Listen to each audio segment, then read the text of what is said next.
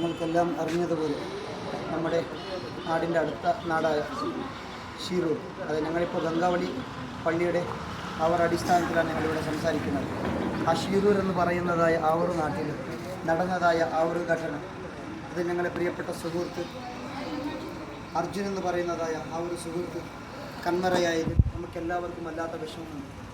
ഈ പള്ളി ഇവിടെ നടന്നുകൊണ്ട് വരുന്നത് ബഹുമാന്യരായ ആറ്റക്കോയ തങ്ങൾ ഇപ്പോൾ ആ സയ്യിദവറുകളുടെ ആ ഒരു തങ്ങളുടെ നേതൃത്വത്തിലാണ് ഈ പള്ളി ഇവിടെ നടന്നുകൊണ്ട് വരുന്നത്.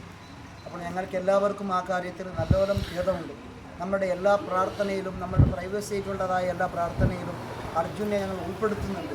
അല്ലാഹു സുബ്ഹാനഹു വ തആല ദൈവം ആ അർജുനക്ക് യാതൊരു പ്രയാസവുമില്ലാതെ, യാതൊരു ആഫത്തും മുസീബത്തിലും അല്ലെങ്കിൽ യാതൊരു അപകടത്തിലും പെടാതെ സന്തോഷത്തോടുകൂടി അവൻ്റെ കുടുംബത്തിലേക്കും നമ്മുടെ നാട്ടിലേക്ക് തിരിച്ചു വരാനുള്ളതായ അനുഗ്രഹിക്കുമാറാകട്ടെ.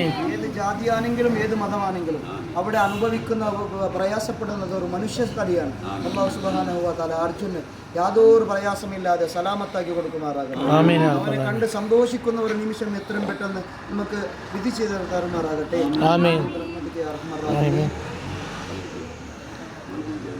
ഈ പള്ളി നമ്മളത് മുഹിയുദ്ദീൻ ജുമാ മസ്ജിദ് ഗംഗാവളിയാണ്.